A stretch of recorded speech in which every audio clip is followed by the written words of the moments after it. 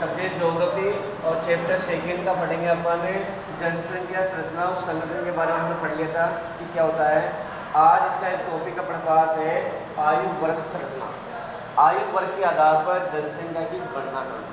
इसके आधार पर आयु वर्ग के आधार पर यानी आयु के आधार पर हम जनसंख्या को कितने भागों में बांट सकते हैं, किस प्रकार की गणना कर सकते हैं।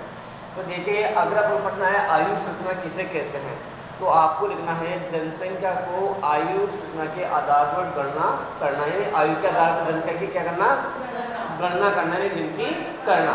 इसे क्या बोलेंगे अपन, आयु संरचना नाम से जाना जाता है। अब इसके आधार पर हमने जनसंख्या को 3 भागों में डिवाइड करेंगे। कितने भागों में बांटेंगे, आयु के आधार कितने भागों में बांटेंगे, 3 भागों में डिवाइड कर देंगे।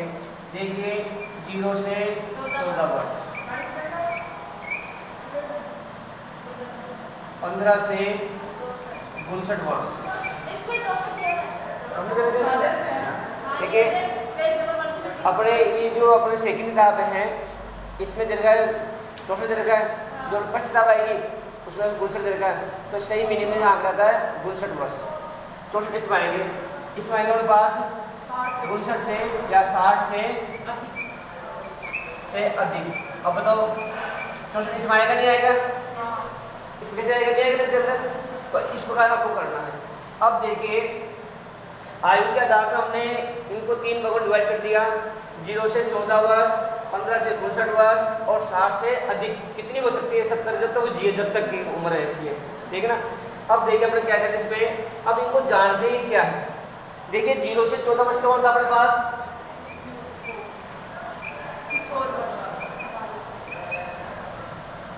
बाल्यावस्था होती है। कौन सी होती है, बाल्यावस्था होती है।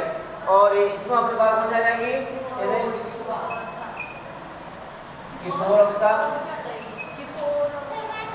किशोर नहीं आती, किशोर अक्षर से क्या करना है, अच्छी को 15 से कम ऐसे को वो नहीं दे रहे हैं। प्रौढ़ावस्था, इसमें आएंगे वृद्धावस्था, ठीक है। ठीक हो गया अपने पास। देखिए बाल्यावस्था या किशोरावस्था, बाल्यावस्था या किशोरावस्था, इसमें आएगी अपना प्रौढ़ावस्था, इसमें आएगी प्रौढ़ावस्था और इसमें आएगी अपने पास वृद्धावस्था, ठीक है। अब ध्यान दे लिए, ये तो कोई आपसे कोई नहीं पूछेगा, लेकिन इसमें पूछेगा क्या, ये जो वर्ग अपने पास है 0 से 14 वर्ष, तो ध्यान देखना है 0 से जो 14 वर्ष है वो है आश्रित जनसंख्या।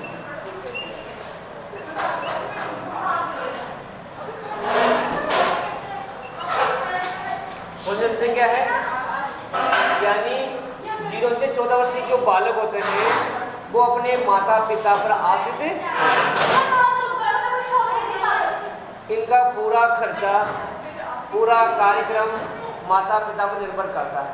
ये खुद किसी प्रकार का कोई काम नहीं करते हैं, इसलिए इसको बोलते हैं आश्रित वर्ग। क्या बोलते हैं इसको, आश्रित। अब देखिए ये जो अपने पास 15 से 59 वर्ष है, 15 से 59 वर्ष है, ये लोग उनको बोलते हैं अपने पास कार्यशील जनसंख्या।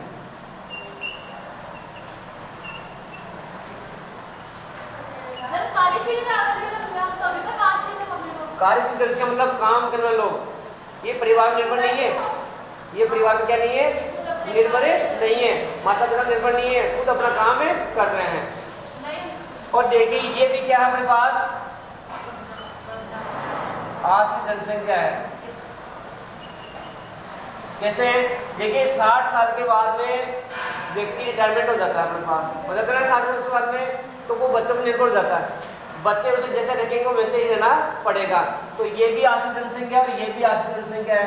अब प्रश्न कैसे आएगा, आयु संरचना अंदर आश्रित वर्ग की संख्या बताइए।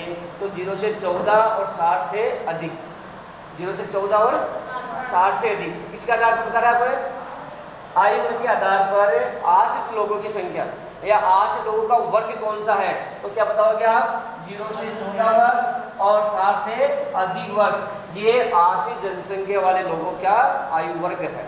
कौन कौन सा है, 0 से 14 और 60 से अधिक। इस वर्ष को क्या बोलते हैं, बाल्यावस्था बोलते हैं या किशोरावस्था भी कहते हैं, ठीक है।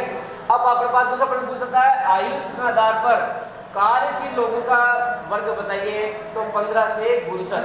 15 से 59 वर्ग के जो लोग होते हैं वो कार्यशील लोग होते हैं। कौन सा लोग होते हैं? कार्यशील जनसंख्या होती है, कार्य के आधार पर जानी जाती हैं और इन्हें अपने पास युवा वर्ग भी कहते हैं।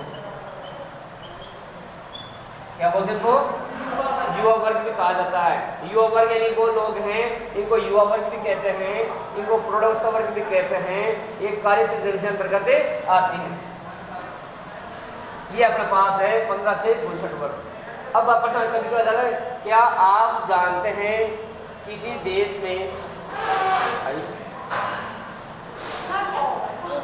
किसी देश के अंदर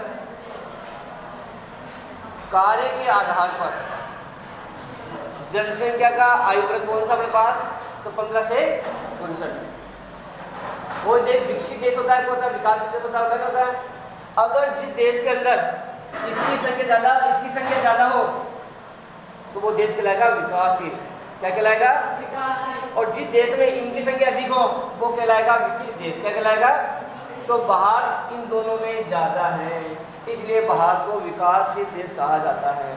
हमारे यहाँ पर बालकों की संख्या अधिक है और वृद्धों की संख्या अधिक है, युवा वर्ग की संख्या कम है, इसलिए बाहर आयु वर्ग के आधार पर एक विकासशील देश माना जाता है। ठीक है।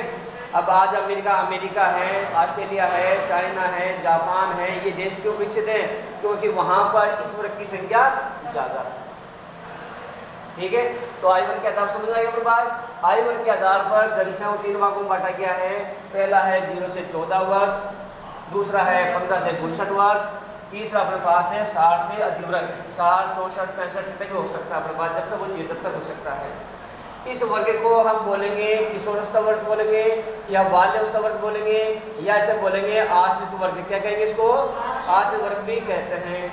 दूसरा अपने पास है 15 से 62 वर्ग, इसको प्रौढ़ावस्था वर्ष भी कहते हैं। कौन सा वर्ष कहते हैं? प्रौढ़ावस्था वर्ष भी अवस्था भी कहते हैं। इसे कार्यशील जनसंख्या भी कहते हैं, इसे युवा वर्ग भी कहते हैं। और तीसरा अपने पास है जिसे बोलते हैं अपन 60 से अधिक वर्ष वाला, इसे वृद्धावस्था वर्ष कहते हैं। और ये कौन सा वर्ष है? आश्रित वर्ष है, आश्रित अवस्था वाला वर्ग है। तो इस प्रकार तीनों वर्गों को हम इस प्रकार से समझ सकते हैं। अब इसमें से आपको ये नाम पूछा जा सकता है, युवा वर्ग का वर्ग बताइए, कार्यशील जनसंख्या वर्ग बताइए कि कौन सा वर्ग होने से देश किस प्रकार से स्थिति में आ सकता है। तो आपको सिर्फ एक बात याद रखनी इसके वाले, युवा वर्ग जिस देश में अधिक पाया जाएगा वो देश विकसित कहलाएगा और ये दोनों जिसमें पाए जाएंगे वो विकासशील देश कहलाएगा। ठीक है। अब उदाहरण देख लेते हैं। जिस घर में बहुत सारे बच्चे होते हैं उस घर की हालत बहुत खराब होती है, होती नहीं होती है। और जिस घर के अंदर बहुत लोग ज़्यादा काम करने वाले होते हैं और खाने वाले कम होते हैं तो वहाँ पर घर की पारिवारिक स्थिति बहुत अच्छी होती है। हो जाती है ना। वो सिस्टम पूरे देश का होता है। जिस देश में खाने वाले ज़्यादा हों और कमाने वाले कम हों तो स्थिति कैसे रहेगी? देश की हालत खराब रहेगी। और जिस देश में कमाने वाले ज़्यादा हों और खाने वाले कम हों तो देश विकसित देश कहलाएगा। ठीक है। तो इस प्रकार से आप इसको विशेष ध्यान दें क्योंकि आपसे ये पूछा जा सकता है कि युवा वर्ग, प्रौढ़ावस्था वर्ग या कार्यशील जनसंख्या का वर्ग बताइए। ठीक है, समझ में आइए भाई, कोई दिक्कत? अब देखिए अपने पास 2001 के अंदर 2001 के अंदर इनका प्रतिशत था 58.1%। कितना था अपने पास? 58.1% था। और 2011 के अंदर ये हो गया अपने पास 62.5%। सर युवा वर्ग 15 से 64 आप भूषण कर लो यहाँ पे। और इसका अपने पास था 2001 के अनुसार अपने पास था इसका प्रतिशत 36.5%। और 2011 में था इसका 29.5%। ठीक है। इसे देखिए अपने पास 2001 में था इनका वर्ग था अपने पास 3.6% और 2011 में हो गया ये 8.0%। ये रखना आपको ध्यान रखना है। पर्ची से पूछे तो पर्ची में नतीजा आपको अगर ज़्यादा पूछता है तो इस प्रकार पूछे 2011 के अंदर इसके 2001 में इसका था 36.5%, जो गिरावट आ रही है, धीरे धीरे बच्चे कम हैं, आंदोलन लगे, क्योंकि हमारा नियम बन गया है कि 2 बच्चे सबसे अच्छे और 2 बच्चे रखने हैं। तो ये इस प्रकार नियमों के माध्यम से अब जनसंख्या में धीरे कमी आ रही है, तो हमारे ये प्रतिशत 36 से घटकर 29 पर आ गया है।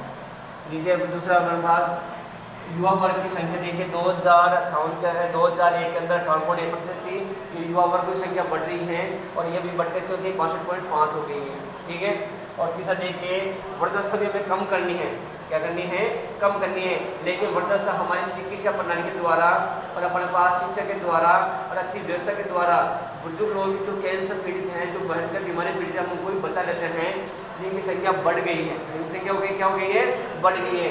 2000 में 6.3% था, 2011 में बढ़कर 8% हो गए। तो ये हमारी चिकित्सा प्रणाली के द्वारा इस प्रकार से हुआ है। ठीक है, तो ये इस डायग्राम को, ये जो प्रतिशत है नीचे उतार लीजिए, डायग्राम ढंग से उतारे कॉपी के अंदर। ठीक है, देखो उतारो इसको फटाफट।